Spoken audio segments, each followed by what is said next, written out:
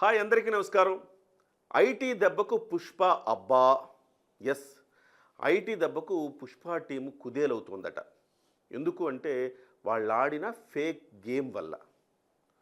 So, మొత్తం రికార్డుల మోత మోగించాలని పుష్ప సినిమా తీశారు. అల్లు అర్జున్ గారే చెప్పారు స్వయంగా. ఏమని? మొత్తం చూశాను, ఎవరెవరు జాతీయ అవార్డు తెచ్చుకున్నారు, తెలుగు వాళ్ళు ఎవ్వరు లేరు. రౌండప్ చేశా, అవార్డు కొట్టా. ప్రతి సీన్ జాతీయ అవార్డు వస్తుందా, జాతీయ అవార్డు వస్తుందా, జాతీయ అవార్డు వస్తుందా అన్నంతగా కలిపి మనం జాతీయ అవార్డు లక్ష్యంగా తీసుకుని తీసాం, కొట్టామన్నారు. సరే, బాగానే ఉంది. మరి పుష్ప 2కి వచ్చేసాం. పుష్ప 2కి వచ్చిన తర్వాత 300 కోట్ల రూపాయల రెమ్యునరేషన్ తీసుకున్న మొట్టమొదటి హీరో భారతీయ సినిమా చరిత్రలో ఇదొక రికార్డు అని చెప్పేసి మరొక రికార్డు సృష్టించారు. ఓకే. రెండవది ఏంటి? 1100 కోట్ల రూపాయల ప్రీ రిలీజ్ బిజినెస్ చేశామని చెప్పారు. ఓకే. 2000 కోట్ల రూపాయలు కొట్టబోతున్నామని చెప్పారు. ఆ క్రమంలో నేను మొదటే చెప్పా, ఎస్, 2000 కోట్ల మార్కుకైతే ఇది చేర్పిస్తారు, వాస్తవానికి చేరుకోకపోయినా వీళ్ళు చేర్పిస్తారు అని చెప్పారు. సో మొదటి రోజు కలెక్షన్స్ 300 కోట్ల రూపాయలు చెప్పారు. ఆ రకంగా ప్రతిరోజు కలెక్షన్స్ అంతా పెంచుకుంటూ పోయారు. 3 రోజుల్లో 500 కోట్ల రూపాయలు ఖచ్చితంగా కొడతారని చెప్పాను, అదే చేశారు. అంటే ఈ ఫేక్ గేమ్ ఎట్లా ఉందంటే రికార్డుల మోత మోగించాలన్న ఉద్దేశంతో చేసినట్టుగా కనపడుతోంది. వాస్తవానికి నేల విడిచి సాము చేయటం ఎంత ప్రమాదకరమో ఇప్పుడు వాళ్ళకు అర్థమైంది. ఇందులో 153 కోట్ల రూపాయలు ఫైన్ పడే అవకాశం ఉందట. వాస్తవానికి ఇందులో మొత్తం ఎంత గేమ్ ఆడారంటే ఫేక్ గేము 531 కోట్ల రూపాయలు అదనంగా చూపించారట. ఎంత చూపించారయ్యా? 531 కోట్లు. వాళ్ళకు అసలు కలెక్షను వాస్తవానికి వాళ్ళు వచ్చిందని ఎంత అని చెప్పారంటే 1831 కోట్లు చెప్పారు. సో ఈ 531 కోట్లనే తీసేస్తే వాస్తవంగా కలెక్షను 1300 కోట్లు. నేను ఎంత చెప్పా? స్టార్టింగ్ నుంచి నేను చెప్పింది దాదాపు 1100 నుంచి 1200 వరకు కోట్ల రూపాయలు కలెక్షన్స్ రావచ్చు అని నేను అనేక సందర్భాల్లో అనేక వేదికల మీద చెప్పా. అంతే తప్ప వాళ్ళు అనుకున్నట్టుగా 2000 కోట్ల రూపాయలు రాదు, కానీ వాళ్ళు 2000 కోట్లకు చేరుస్తారు సినిమానని మాత్రం చెప్పా. ఫేక్ కలెక్షన్స్ ద్వారా ఏదో ఒకటి చెప్పి మసిబూసి మారేడుకాయ చేసి 2000 కోట్ల రూపాయలు చేరుస్తారని చెప్పారు. సో ఇవాళ అదే క్రమంలో ప్రయాణం చేస్తున్నారు. లాస్ట్ పోస్టరు 1831, ఇప్పుడు తాజాగా 2200 కోట్ల రూపాయల పోస్టర్ చేర్చారు.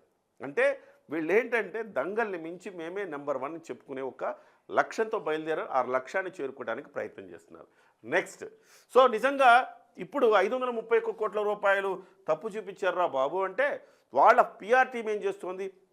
నిజమే, సినిమా 2300 కోట్లు కొట్టేసింది, కానీ 1831 కోట్లని చెప్పడం ద్వారా 500 కోట్లు ఎందుకు తక్కువ చెప్పారు మీరు? ఆ 500 కోట్లు ఎక్కడ పెట్టారు అని చెప్పేసి ఐటీ టీం అడుగుతోంది, ఐటీ శాఖ అడుగుతోందని చెప్తున్నారు. అరే మీ పిచ్చి దొంగల దోల, నిజంగా 2300 కోట్లు కొట్టుంటే దంగల్ని మించామని చెప్పుకునేవాళ్ళు కదా. మీ ప్రయాణం ప్రారంభమైందే రికార్డుల కోసం కదా. మరి అటువంటిప్పుడు 2300 కోట్లు అంటే ఖచ్చితంగా మేము దంగల్ని దాటేసామని చెప్పుకునేవాళ్ళు కదా. దాన్ని మాత్రం బాహుబలి 2 వరకు కొట్టినప్పుడు దంగల్ని కొట్టింది మాత్రం ఎందుకు చెప్పుకోరు అనేది ఇక్కడ ప్రశ్న. కాబట్టి దీన్ని రివర్స్లో చెప్తుంది వాళ్ళ పిఆర్ టీం అని చెప్పుకోవచ్చు. ఓకే. అయితే ఓవరాల్గా నట్టి కుమార్ గారు చెప్పడం ఏంటంటే అసలు ఏపీ ఆంధ్రప్రదేశ్లో బ్రేక్ ఈవెన్ లేదు,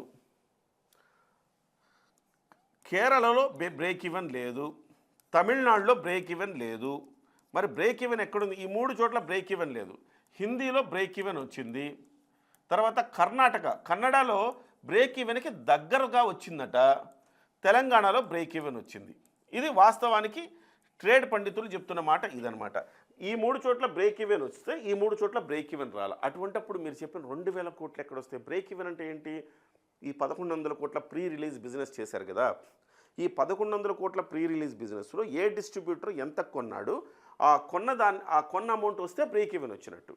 సో ఆంధ్రప్రదేశ్లో రాలేదు, కర్ణాటకలో ఆంధ్రప్రదేశ్లో రాలేదు, కేరళలో రాలేదు, తమిళనాడులో రాలేదు, తెలంగాణలో మాత్రం వచ్చింది. ఆంధ్రప్రదేశ్ రాకపోవడానికి రీజన్ ఏంటి? ఆంధ్రప్రదేశ్లో పవన్ మానియా మీరు పవన్ కళ్యాణ్ గారికి వ్యతిరేకంగా ప్రచారం చేయటం ఇవన్నీ దెబ్బ కొట్టింది ఆంధ్రప్రదేశ్లో, ఇది మాత్రం పక్కా. సో హిందీలో మాత్రం వచ్చిందని చెప్తారు. ఇంకోటి ఏంటంటే 300 కోట్ల రెమ్యునరేషన్ అని చెప్తున్నారు. 300 కోట్ల రెమ్యునరేషన్ అంటే ఇందులో ఈ డొల్ల కూడా బయటపడింది. 250 కోట్ల రూపాయలు ఈ ఇద్దరు రెమ్యునరేషన్లోనే తేడా చూపించారట. 250 రూపాయలు, 50 కోట్లు. ఎవరెవరు? సుకుమారు అండ్ అల్లు అర్జున్ గారు.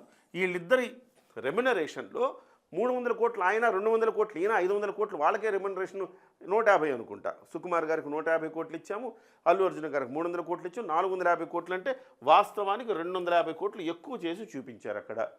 అక్కడ ఇచ్చింది 200, మొత్తం 300, 450 కోట్లు, 250 కోట్లు, 200 కోట్ల ఇద్దరికి కలిపి రెమ్యునరేషన్ ఇచ్చిందని తేలింది అక్కడ. ఓకే. సో ఈ ఈ రకంగా చూసుకుంటే ఓవరాల్గా ఈ సినిమా 1300 కోట్ల రూపాయలు మాత్రమే కలెక్షన్స్ వసూలు చేసినప్పటికీ ఇది 1830 కోట్లు అని చెప్పుకోవడం ద్వారా 531 కోట్ల రూపాయలు ఫేక్ చేశారు. మరి ఫేక్ గతంలో కూడా ఇతర సినిమాలు చేయలేదా అంటే చేసి ఉండొచ్చు. ఎంతవరకు? ఫేస్ సేవింగ్, స్కిన్ సేవింగ్ కోసం ఎంతో కొంత చేసి ఉండొచ్చు. ఒక 50 కోట్లు ఎక్కువ వేసి ఉండొచ్చు, ఒక 100 కోట్లు ఎక్కువ వేసి ఉండొచ్చు. కానీ ఈ మాదిరి ఇంత భయంకరంగా వేసైతే ఉంటారు కదా. దిల్ రాజు గారి మీద దాడులు జరిగినాయి, మ్యాంగో రామ్ గారి మీద దాడులు జరిగినాయి, ఐటీ దాడులు జరిగినాయి, అలాగే మైత్రి మూవీస్ మీద జరిగినాయి. సో వీళ్ళందరి మీద ఎందుకు దాడులు జరిగినాయి అంటే వీళ్ళు ఫేక్ గేమ్స్ ఏమైనా ఆడుతున్నారా అని. ఇందులో మైత్రి మూవీస్ చిక్కిపోయింది. ఈయన మీద దిల్ రాజు మీద ఎందుకు చేశారంటే 450 కోట్ల రూపాయల సినిమా కోసం ఖర్చు పెట్టిన గేమ్ చేంజర్కి అన్నారు కాబట్టి ఈ 450 కోట్లు ఎక్కడి నుంచి ఖర్చు పెట్టారు, నిజమా కాదా అని తెలుసుకోవడానికి అక్కడ కూడా ఆయన ఇంటి మీద కూడా దాడి చేశారు. ఓవరాల్గా మనకి ఏతావాత తేలింది ఏంటంటే కాస్తో కూస్తో రామ్ చరణ్ గారు కాపాడారు దిల్ రాజు గారిని. రీజన్ ఏంటంటే మొదటి రోజు 186 కోట్ల రూపాయల పోస్టర్ ఏంగానే రామ్ చరణ్ గారు కోప్పడ్డారట. అవసరమా? కమర్షియల్గా మనం తప్పుడు లెక్కలు చూపించొద్దు, వాస్తవాలు అంగీకరిద్దాం, అవసరమైతే నెక్స్ట్ సినిమా చూసుకుందాం, అంతే తప్ప అవాస్తవాలు ప్రచారం చేయొద్దు, ఫేక్ గేమ్లోకి ఎంటర్ కావద్దని చాలా స్ట్రిక్ట్గా చెప్పారట. అందుకే సక్సెస్ మీట్ కూడా అరేంజ్ చెయ్యలేదు. ఇక దిల్ రాజు గారు సరే రామ్ చరణ్ గారి కోరిక మేరకు ఆయన చెప్పారు కాబట్టి ఇక దాన్ని పక్కన పెట్టారట. లేదంటే పక్క రోజు ఒకటో రోజు 186, రెండో రోజు 286, మూడో రోజు 400 ఈ రకంగా చెప్పుకుంటా పోతే ఇవాళ దిల్ రాజు గారికి కూడా ఇక్కడ పిడిపడేదే, ఆయన కూడా ఫైన్ పడేది. ఓవరాల్గా 153 కోట్ల రూపాయలు ఫైన్ పడుతోంది పుష్ప టీంకి. ఇది ఫైనల్గా తేల్చిన లెక్క. ఏంది పుష్ప, మొత్తం ఇంత ఫేక్ గేమ్ ఆడుండావే అని ఐటీ అధికారులు పుష్ప టీంని ప్రశ్నిస్తూ ఉన్నారు. ఏదేమైనా ఫేక్ గేమ్లు మానుకొని మనం కూడా వాస్తవంలో బతికితే మంచిదన్నది దీని నుంచి మనం నేర్చుకోవాల్సిన నీతి.